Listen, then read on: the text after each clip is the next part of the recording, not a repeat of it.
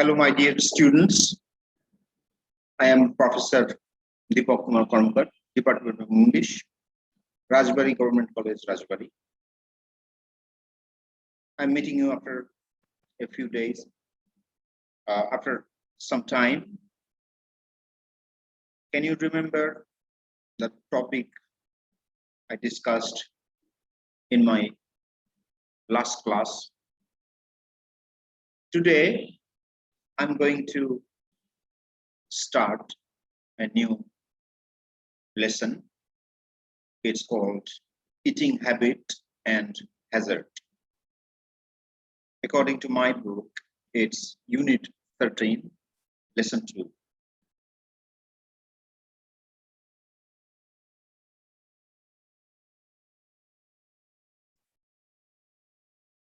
This is about a very, very famous short story. And it's The Luncheon by William Somerset Maugham. You should take note of the spelling Maugham, because the spelling is really doesn't give the real pronunciation. If you pronounce it according to spelling, then you cannot pronounce it correctly. M-A-U-G-H-A-M. It's Maugham. The story The Luncheon is by William Somerset Maugham. Maugham was a British novelist, playwright, dramatist, and a short story writer whose work is characterized by clear, lucid style and a profound understanding of human nature. There is a novel, famous novel by William Somerset Maugham. It's called Of Human Bondage. This is locus classicus of Maugham. The Luncheon is about a lady admirer of the writer who managed to get a luncheon invitation from him to an expensive Paris restaurant 20 years ago. With humor and irony, the writer describes the lady's lavish eating at his expense and what happened to her 20 years later. Now, I'm going to read the story. You should take note of the fact that in this story, there are different kinds of sentences. Well, as it is said already, that Maugham writes in a lucid and easy style. But although it's lucid, easy, but it's very graceful. His language is simple, but is very much profound in meaning. I will try to, if you read the story yourself, I'm sure you will understand quite clearly. This is why, instead of just giving you all the meanings, I will try to focus on different aspects related to grammar. So let us read the story. I caught sight of her at the play. I caught sight of her, and suddenly I saw her at the play. Catch sight of, this phrase. When you meet with someone suddenly, then you catch sight of. I caught sight of her at the play. At the play means the theater. And in answer to her beckoning, when she beckoned, she made some hand gesture to draw attention. And in answer to her beckoning, I went over during the interval. I went there and sat down beside her. It was long since I'd last seen her. So a long time passed since the writer saw her. And if someone had not mentioned her name, I hardly think I would have recognized her. I hardly think this is the negative sentence, although it's structurally it's affirmative, but its meaning is negative. I hardly think means I don't think. I would have recognized her. I would have recognized, to know her. I would have known her. She addressed me brightly, very brightly, means with great liveliness. She addressed the writer. Started talking to him. Well, it's many years since we first met. How time does fly. She means that very often we feel that time always passing, time slips through the fingers. We are not always aware that we may do many things or we may not do, but time does not sit anywhere. It moves on and on. We are none of us getting any younger.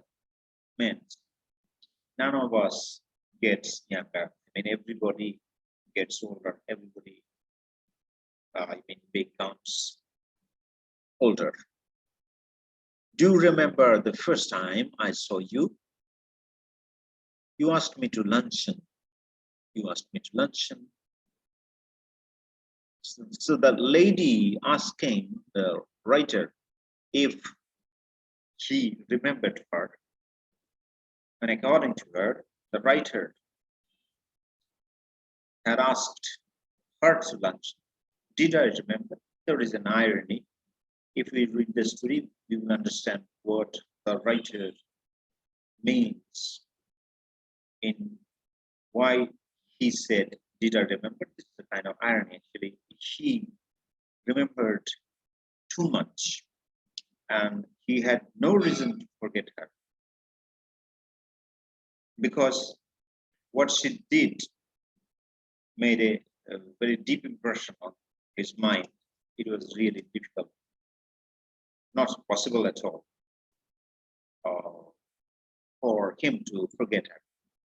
Okay, now let's read the story. It was 20 years ago. It was 20 years ago. I was living in Paris, capital city of France. I had a tiny apartment, tiny small apartment in the Latin Quarter. Some houses, Latin Quarter, overlooking a cemetery, from where you can see the cemetery, the graveyard. And I was earning barely enough. The writer is talking here. It's the first person narrative. I was earning barely enough.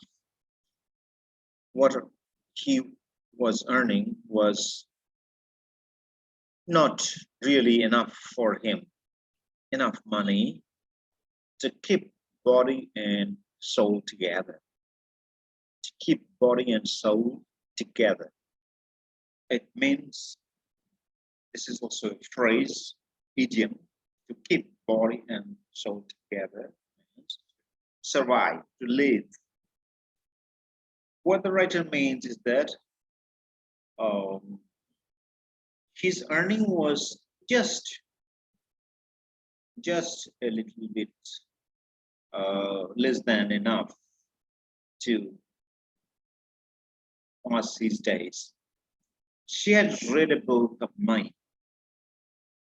As he was a writer, somehow that lady read a book of Mr. Somerset Maugham. and had written to me about it. She wrote to me. I answered, thanking her. He thanked her because if you write something, if you do something, and if someone appreciates it, you become happy, you become thankful. And presently, I mean very soon, I received from her another letter saying she was passing through Paris. She was passing through Paris. She was going to some place and she would touch on Paris and would like to have a chat with me. Would have a conversation. See, during our time, we were not familiar with the word chat, but by this time, you students, because of what is called Facebook and other internet mediums, so people are very much familiar with this word chat. But our time was limited. She said she had much time in hand, and the only free moment she had was on the following Thursday. She meant that she was very busy. She was only free. She didn't have much work on Thursday. She was spending the morning at the Luxembourg. She was spending the place in Germany. And would I give her a little luncheon at Foyot's afterwards? And she very politely asked the writer if he would give her a little bit of luncheon. Luncheon means a kind of meal, light lunch at Foyot's afterwards. Any problem? No problem, but what the writer says, Foyot's is a restaurant at which the French senators eat. So it's a very, very expensive, posh restaurant where the senators, parliament members eat. And it was so far beyond my means. Really, the writer was a young writer, not a famous by the time. And in the beginning, we were given to understand that he was earning barely enough to survive. Now it was really hard or unimaginable, unthinkable for the writer to think of visiting a restaurant like Foyot's, which is meant for only rich people, very, very rich people. Foyot's is a restaurant at which the French senators eat. And it was so far beyond my means. It was far beyond his ability, financial condition, that I had never even thought of going there, let alone going there. Actually, the writer even could not think of it, but I was flattered. He was pleased, felt very proud and happy because the lady appreciated, praised him, praised his book. And I was too young to have learned to say no to a woman. Young people have more weakness to the opposite sex. As we grow older, we become, matured.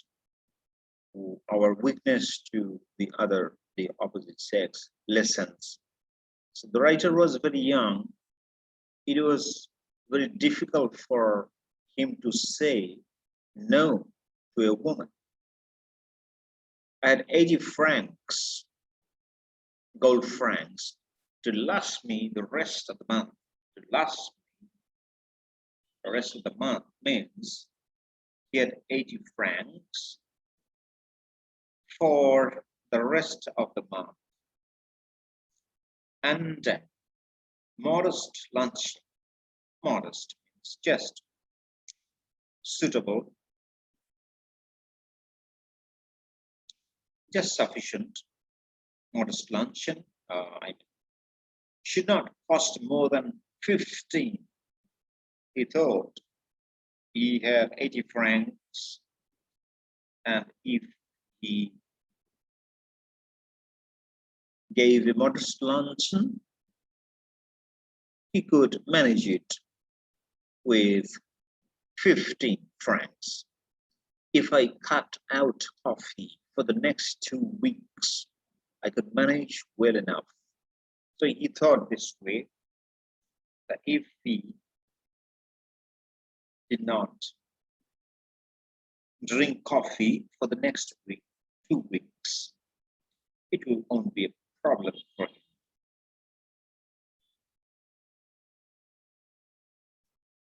Okay, then what happens? I answered that I would meet my friend. I answered that I would meet my friend. I mean the lady, by correspondence, means through letter again, at Freud's on Thursday at 12:30. 12:30. Then he went to the restaurant, as you can understand, because now the writer is describing the physical features of the lady, which means the writer is at this restaurant. She was not so young as I expected. It was a little bit frustrating because she was not that young.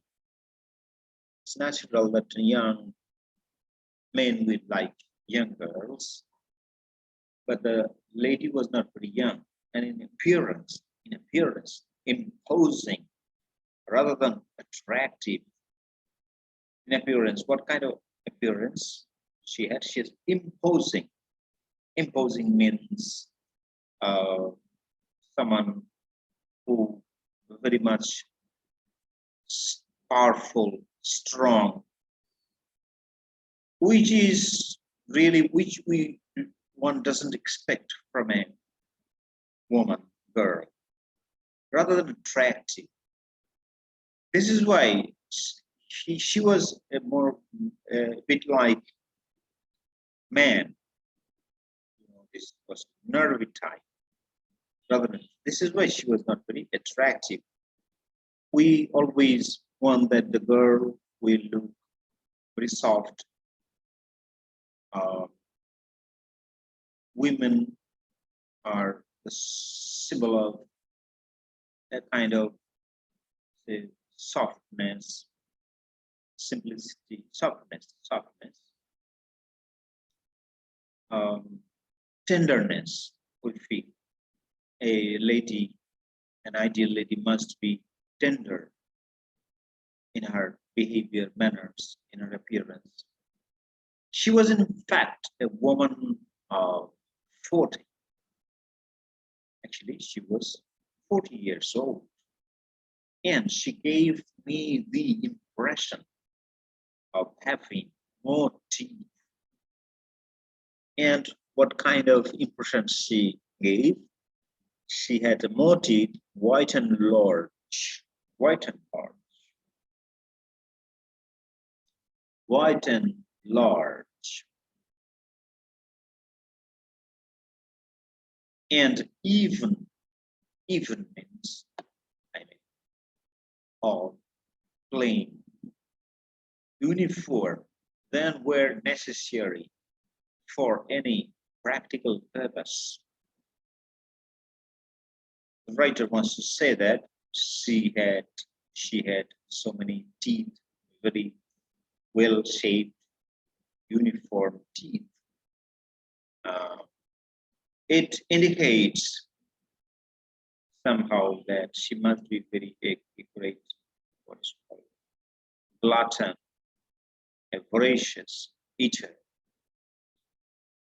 Probably this was the writer's intuition, although he doesn't say anything here, but the reader can at once guess.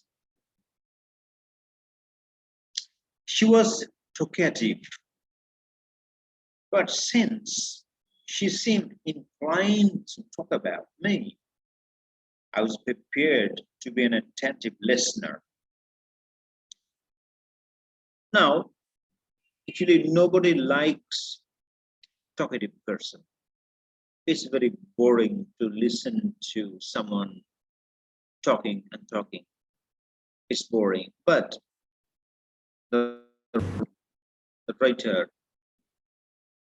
had the patience because he thought that she would talk about him, especially about his writing, about his works. But since she seemed inclined to talk about me, I was prepared to be an attentive listener.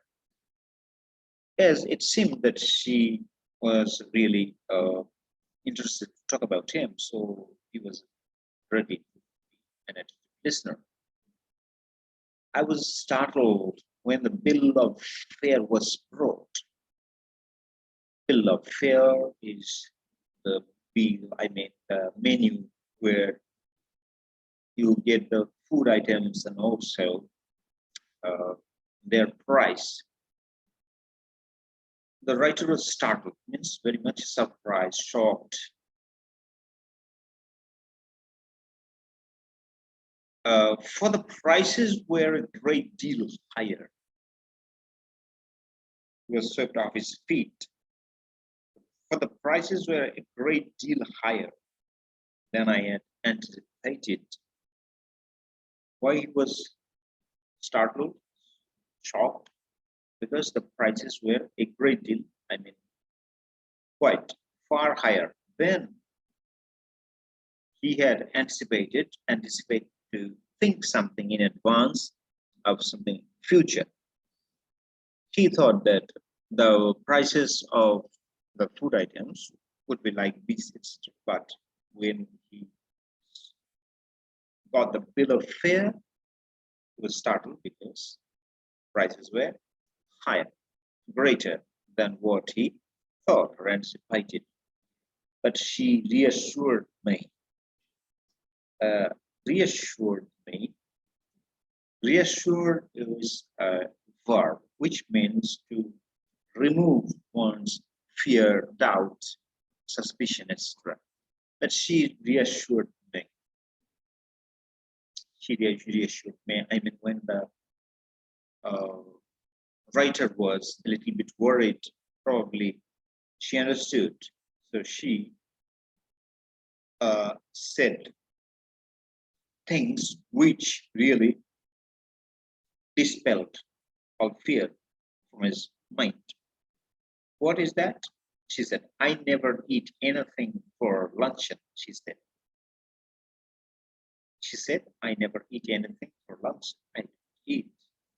She meant that she's a very, very, of course, she would eat, as you can expect. Someone has come here, she's a guest. I never eat anything for luncheon. Then the instant response of the writer is the host. Oh, don't say that. I answered generously. I said generously, when you mean that you're ready to spend, do something generous. You have a kind heart to give. So this is generous. So don't say that. Don't say that. This is a courtesy. This is a courtesy. Okay, my dear students, already time is out for today. We have come to this place in the story. We will continue from here again. Please tell me how you like this story so far, although we have not finished the story, just the beginning, kind of. You can leave some comments in the comment box below. I'll be very happy to have your comments. Okay, bye for today.